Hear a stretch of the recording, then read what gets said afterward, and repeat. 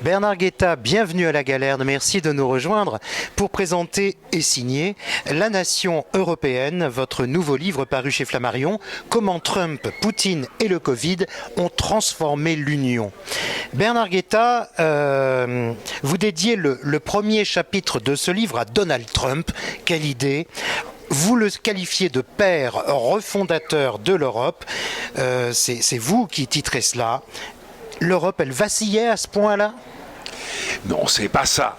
Quand je rends hommage à Trump, père refondateur de l'Union européenne, vous comprenez bien que je le fais avec un sourire évidemment. Et avec beaucoup au troisième d'ironie. degré. Oui, oui. Mais il y a un fait qui est réel et vraiment très très important.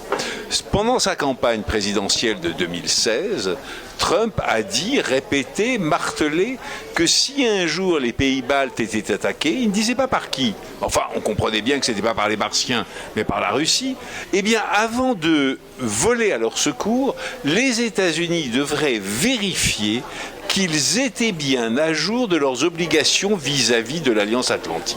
Et ce jour-là, à la seconde même où il l'a dit pour la première fois, parce qu'il l'a beaucoup répété, mais une douche glacée est tombée sur les épaules de tous les pays sortis du bloc soviétique, et d'une manière plus générale d'ailleurs, de tous les pays les plus atlantistes de l'Union européenne, parce qu'ils ont réalisé à ce moment-là que ce que disaient les Français depuis le général de Gaulle, à savoir que la protection américaine, le fameux parapluie américain, n'était pas forcément assuré pour l'éternité, eh bien, c'était devenu vrai. Ouais. Et à ce moment-là, il y a eu un rebond dans l'Union européenne parce que les 27 États se sont retrouvés unanimes pour dire que oui, il fallait penser à une défense commune.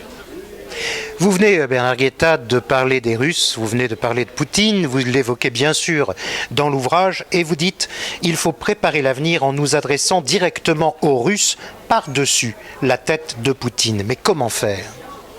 Mais écoutez, vous savez, contrairement à ce que l'on peut imaginer, les Russes, en tout cas là, beaucoup d'entre eux, peuvent se tenir au courant de ce qui se dit de l'autre côté de leurs frontières. Naturellement, ils le peuvent par Internet, ils le peuvent par la rumeur, ils le peuvent par le téléphone russe, j'allais dire, comme on disait le téléphone arabe à d'autres époques. Et donc, plus nous nous adresserons aux Russes pour leur dire, mais contrairement à ce que vous raconte M.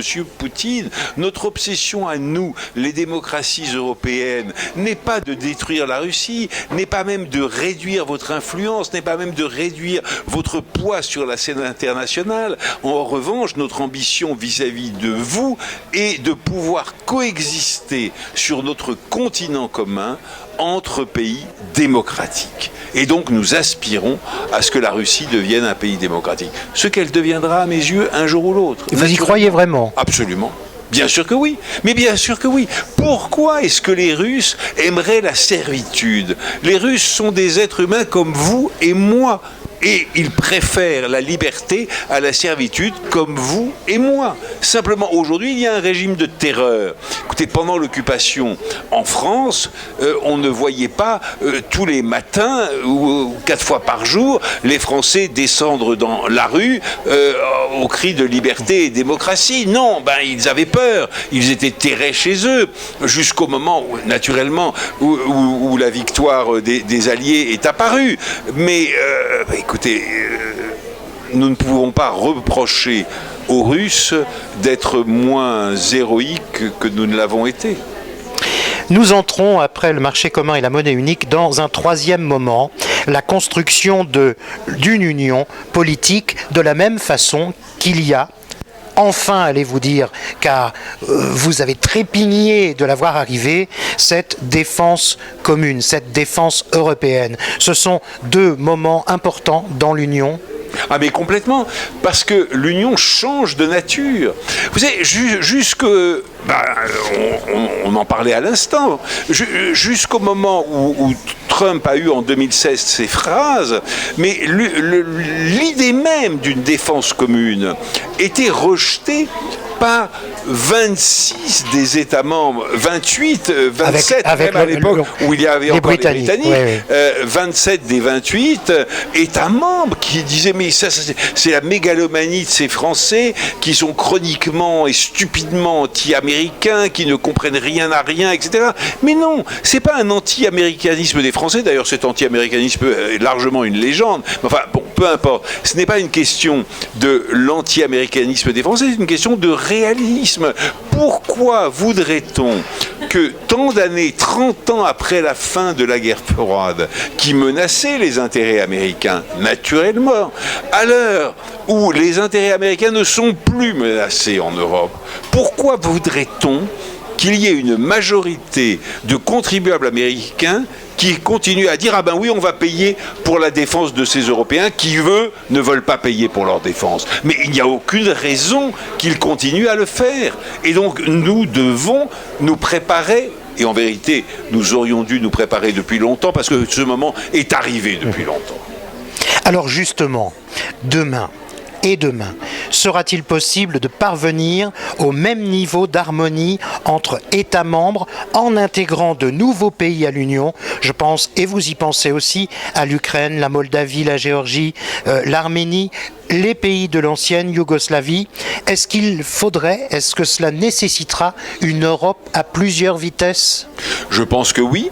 Je pense que oui pour deux raisons. La première, c'est que tous les États qui tambourinent à la porte de l'Union ne veulent pas forcément entrer dans une union politique, comme la souhaitent beaucoup des Français, des Allemands, des Italiens, de la vieille Europe, comme on disait, de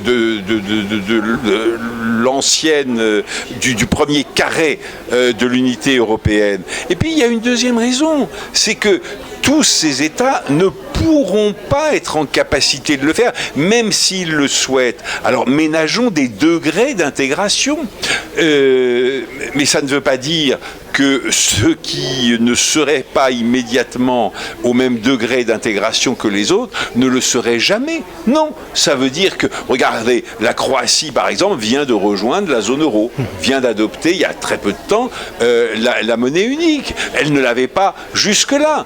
Eh ben, voilà, il y a eu un moment où la Croatie s'est sentie les muscles d'entrer, d'intégrer la zone euro, et où la zone euro s'est sentie capable d'intégrer la Croatie. Ouais.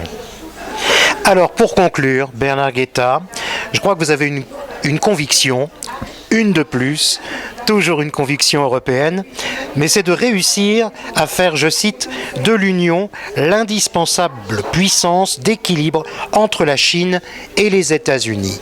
Y arriverons-nous vraiment? Mais écoutez, on y arrivera si nous le voulons. Parce que, écoutez, nous avons toutes les possibilités d'y arriver.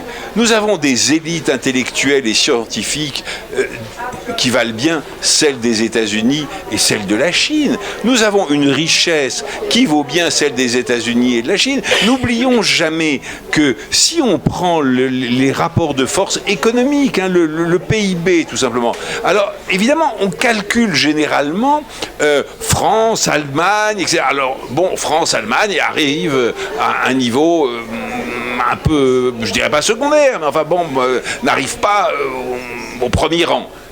Mais si on prend l'Union européenne, eh bien c'est très simple. Il y a une puissance américaine, et derrière la puissance américaine, il y a deux puissances, grosso modo égales, ça dépend des années, mais enfin au coude à coude, c'est la Chine et l'Union européenne. Et si nous approfondissons notre union, que nous lançons ce qui est en train de se faire d'ailleurs, des politiques industrielles communes, que nous développons nos petits muscles ensemble, eh bien évidemment que nous pèserons plus que la Chine, et nous pèserons plus que la Chine parce que nous le voudrons, et bientôt d'ailleurs nous pèserons plus que les États-Unis parce que nous sommes bien meilleurs qu'eux. Vous êtes très optimiste. Non, je ne suis pas optimiste. Vous savez ce que disait Jean Monnet? Je ne suis pas optimiste, je suis déterminé. Ouais. Et je suis déterminé. Alors je prends. Merci Bernard Guetta.